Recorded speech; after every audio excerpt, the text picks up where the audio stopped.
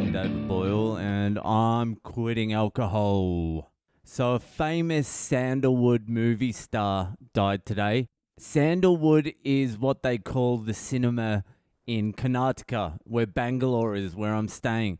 The cinema industry here is called sandalwood because here different states have different movie industries because they've got enough people to fucking support it. There's Bollywood, there's Sandalwood, there's Tollywood, there's some other shit.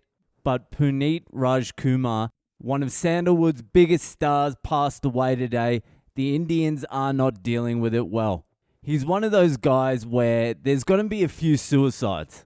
Like, you know how you hear those crazy stories out of India, like some Bollywood dude dies and they have to shut down the city because people have set fire to it and 57 people commit suicide. He's one of those guys. They've shut down half of Bangalore. It's all over the TVs. There's semi-riots going on. His dead body is all over the news. Photos have leaked and they've just thrown his dead body onto the news. Like, his dead head is the photo for the news. It's fucking wild. I was watching the news before and they were wheeling his body to the ambulance, and there was about 3,000 people there all fighting each other. I don't know what to do, to see the body or something, but there was like a mini riot going around as they wheeled the body through. He was a youngish dude too, so it was unexpected. So everyone's in shock. I think he was like 46 and he died of a heart attack. He just dropped dead speaking to someone. Everyone is in a very somber mood here today. Actually, Shivraj Kumar, the brother of the guy who passed away, who's another big fucking Sandalwood actor, he actually came to my wedding. My wife's sister was like best friends with Shivraj Kumar's daughter. So before the wedding, we all went over to this actor's place, Shivraj Kumar, and invited him to the wedding. We went to his house, but seriously, to call it a house is not giving it the credit it deserves. It was a full city block. It was the biggest thing I've ever fucking seen. But it was cool of him to come to our wedding because he didn't know who the fuck we were. And when he walked in, the whole entire crowd just went to him. It was fucking nuts. But these guys, Shivraj Kumar and his brother who just passed away, Puneet Kumar, they are the sons of this guy named Raj Kumar, who was the most beloved Sandalwood actor of all time. Like, if Vishnu himself came back to life and was standing next to Raj Kumar, people would have gone to Raj Kumar. So back in the day, Raj Kumar, the father of these two guys, he got kidnapped by some fucking gangster and taken into the forest. This in itself became a Sandalwood fucking movie. So Raj Kumar got kidnapped. The whole of Karnataka, the whole state, got shut down for months. There was riots in the streets. They burnt down buildings. There were fucking hundreds of suicides. It was chaos when Raj Kumar got kidnapped. I mean, they shut down the whole fucking state. Kids weren't allowed to go to school. This is no shit. They didn't let kids go to school because this actor got kidnapped. It was treated the same as 9/11 here. So everything here was shut down for months until they returned Raj Kumar. And then eventually, I think the gangsters sent Raj Kumar back into Bangalore. Everything opened up and the gangster died in some shootout in the forest or something like that. But celebrity is a completely different fucking ball game here. They feel it here. It affects them. Imagine the most famous Hollywood star died. No one would care. Who is the most famous Hollywood star? Fucking Daniel Radcliffe or something? Imagine Daniel Radcliffe died. No one would give a shit. Is he dead? I don't even know if he's alive now. Did Voldemort catch up with him or not? I don't know. I never watched that shit. But no one would care. There would be no suicides. Your whole house would not be in mourning. Even my wife is in mourning. You'd just be like, hey, Harry Potter's dead. Did you order me that Tabasco sauce? Because I've run out and I'm eating this red chili sauce. It tastes like fucking shit. It's like tomato sauce with a bit of zing to it. Sucks. I need Tabasco. It wouldn't even register if Harry Potter died. But here they've had to shut down the city and the ledges of tall buildings are being monitored. But anyway, rest in peace, Puneet Rajkumar. Anyway, let's move on to this week's Fucked Up Friday. It's hard to transition from a death into Fucked Up Friday. But it was a Fucked Up Friday for him. He tweeted 5 hours before he died, so it was unexpected.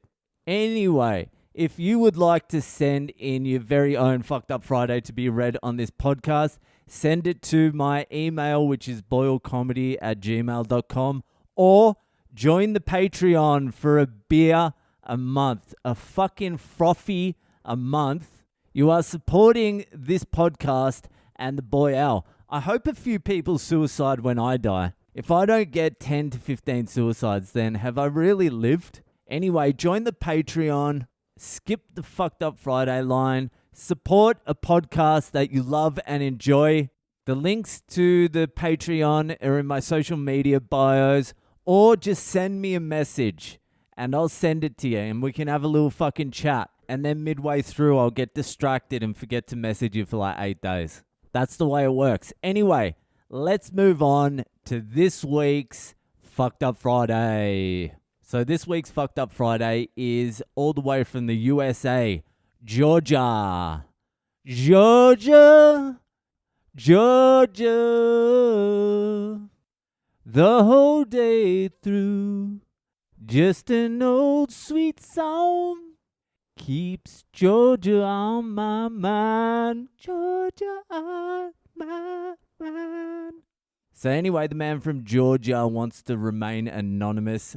So let's get into it. This happened a few years ago. I'd recently broke up with my girlfriend of a year and was fishing for a lady.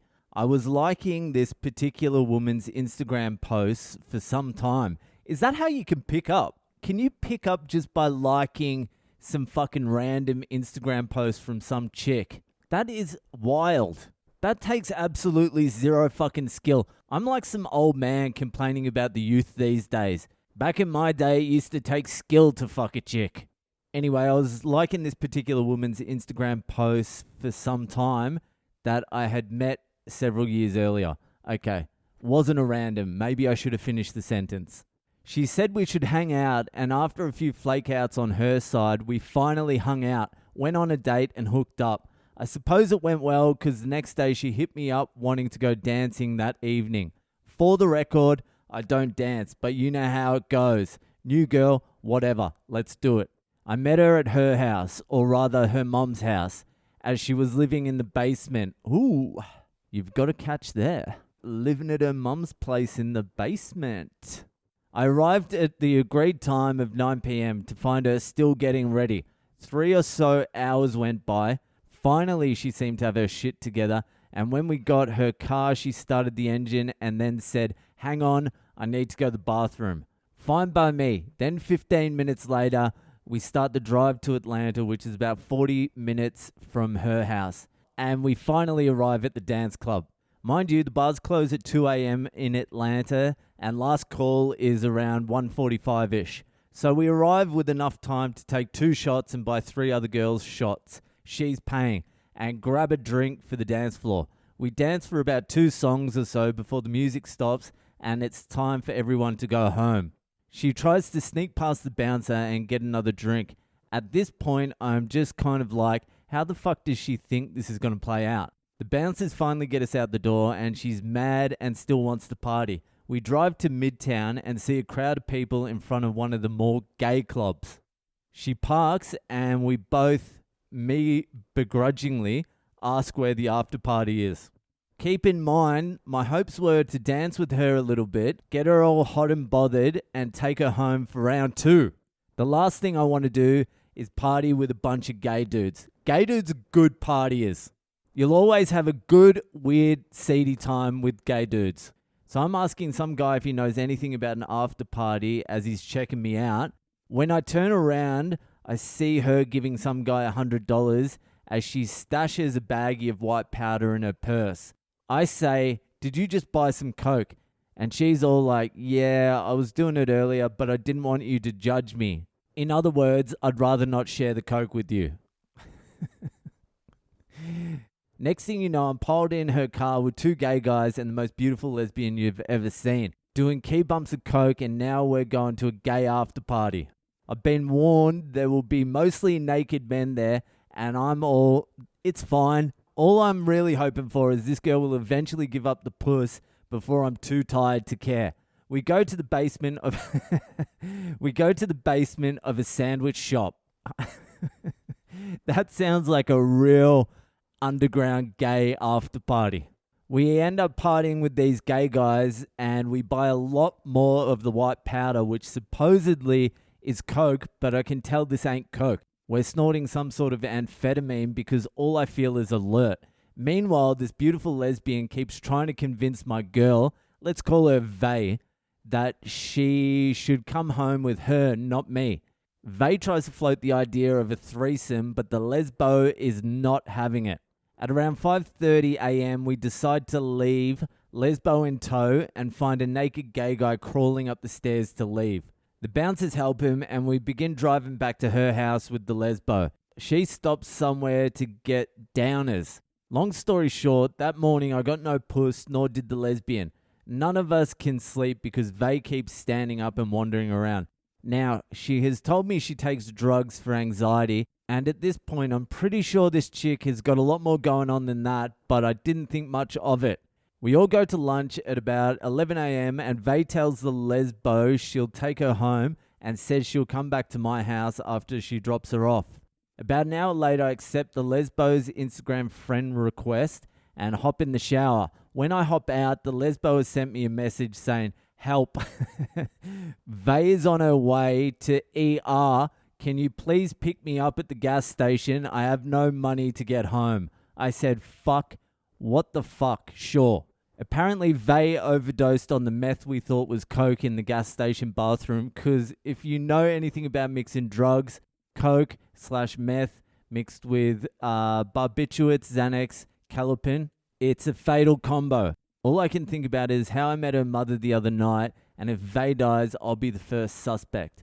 Long story short, again, from here, I get a call 2 days later. She's in a psych ward, because that's where you go if you've survived an OD in the US. I talked to her on the phone for a week in the psych ward. Man, you are stinging for some puss. I have never seen anyone go through such hell to fuck a bird they've already fucked. I talked to her on the phone for a week in the psych ward till one night I called the ward drunk and she kind of reacts bad to something I said. She's in a fucking psych ward. You're lucky she's reacting good to anything you're saying. She won't answer her phone, but calls the next day on her cell saying she's out and says, let me know when you want to hang out. I try to make plans. Jesus Christ, man, give it up. I try to make plans and then she goes ghost. So in conclusion, I spent a bunch of time doing drugs I wasn't interested in, dancing in places I didn't want to be, and talking to a patient in a psych ward, all to get ghosted and not get a second swing at the Dude, were you having a bit of a tough time getting laid at that point of your life? Because you had about 15 fucking freeway exits there you could have jumped off at, but you hung in. But you hung in there. This is why you got ghosted, because she sobered up and she's like, this guy is fucking retarded. I OD'd in a gas station toilet and was in a psych ward for a fucking week, and the cunt was still messaging me. This cunt has problems. Anyway, thanks for the story. That was tenacious of you. Let's just put it that way. Anyway, that's it for tonight. Enjoy your weekend, and I'll see you the fuck later.